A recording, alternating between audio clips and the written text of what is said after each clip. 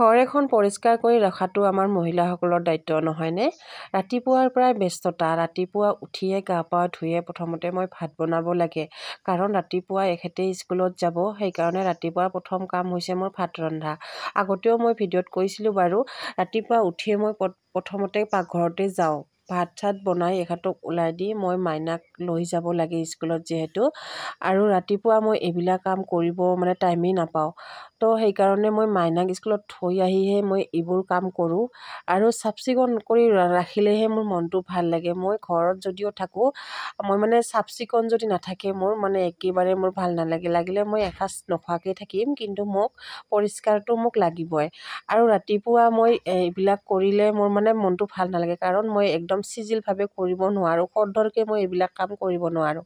মই একদম চিজিল কৰি প্ৰত্যেকখিনি কাম মোৰ ভাল হ'ব লাগিব। সেইকাৰণে মই মাইনাক থৈ আহি মই একদম আজৰি হৈহে মই এইবিলাক কাম কৰোঁ। তাতে আৰু মই ট্ৰেইনিঙো কৰি আছোঁ, প্ৰতিটা ভিডিঅ'ত আপোনালোকক কৈয়ে আছোঁ বাৰু। তো ৰাতিপুৱা মই এইবিলাক কৰি থৈহে মই ট্ৰেইনিঙত যাব লাগে। আৰু মোৰ ঘৰৰ কাম মই অকলে কৰোঁ। মোৰ কোনো কামেই মই বেলেগক কৰিব নিদিওঁ, জানেই আপোনালোকে। আৰু ঘৰখনত মোৰ বাৰু কোনেও নাইও কৰিব লগা, আৰু মইতো কাম কৰা মানুহ নাৰাখোঁ। আমি ইমান হাই ফাই ফেমিলিৰ নহয়, আমি মধ্যবিত্ত পৰিয়ালৰ হয়। আপোনালোকে হয়তো ভিডিঅ'বোৰত দেখিলে গমেই পায়, আমি ইমান হাই ফাই ফেমিলি নহয়, ইমান ধনী মানুহো নহয়, আমি মিডিয়ামভাৱে চলি আছোঁ। কামৰ লগত ধনী দুখীয়া কথা নাহে বাৰু, মানুহেই হয়, সকলো মানুহ সমানেই হয়। আৰু নিজৰ কামখিনি যদি নিজে কৰি ল'ব পৰা যায় তো নিজৰ কাৰণে ভাল। আৰু তেনেকৈ মই যিমান দিন ভালে থাকিম তেনেকৈ কৰিয়ে যাম। কামবোৰ নিজে কৰিলে বেছি ভাল লাগে, আনে কৰিলে মোৰ ইমান এটা পচন্দ নহয়। সেইকাৰণে মোৰ নিজৰ কামখিনি মই নিজে কৰোঁ, আৰু তেনেকৈ চলি আছোঁ এতিয়ালৈকে। আৰু কি জানেনে, ঘৰখন অট্টালিকাই হওক বা পূজা ঘৰে হওক, যদি পৰিষ্কাৰকৈ ৰখা যায়, পূজা ঘৰটো সুন্দৰ হৈ উঠে নহয়নে? সেইকাৰণে পৰিষ্কাৰটো মেইন। পৰিষ্কাৰ কৰি ৰাখিব লাগে, সুন্দৰভাৱে ৰাখিব লাগে। নিজৰ ঘৰখন সকলোৰে মৰমৰে হয় বাৰু। মই নাজানো মই কিমান সুন্দৰভাৱে ৰাখিব পাৰিছোঁ, কিন্তু চেষ্টা কৰোঁ, যিখিনি পাৰোঁ কৰিব চেষ্টা কৰোঁ।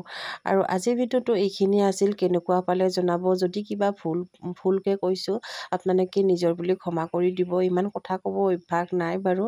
যদিও ভিডিঅ' কৰোঁ, কিন্তু ভিডিঅ'ত ইমান এটা সুন্দৰভাৱে ক'ব নাজানো। এতিয়া অকণমান শিকি আছোঁ, আৰু আপোনালোকে কোনখিনিত ভুল হয় শুধৰাই দিলে মই বহুত বেছি ভাল পাম। আৰু আপোনালোকে কেনেকুৱা ভিডিঅ' মোৰ পৰা বিচাৰে জনাবচোন।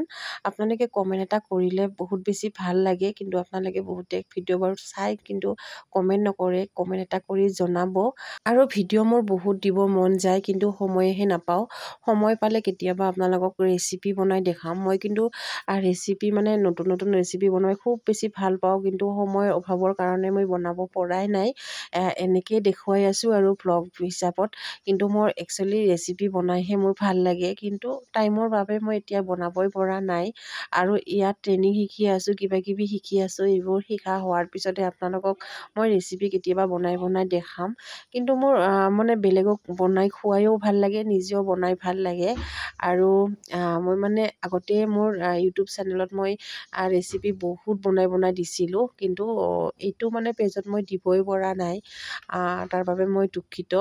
মই সময় পালে নিশ্চয় আপোনালোকক দেখাম। আৰু আজিৰ ভিডিঅ'টো এইখিনিয়ে আছিল। কেনেকুৱা পালে জনাবলৈ নাপাহৰিব। নেক্সট ভিডিঅ'ত লগ পাম। বাই।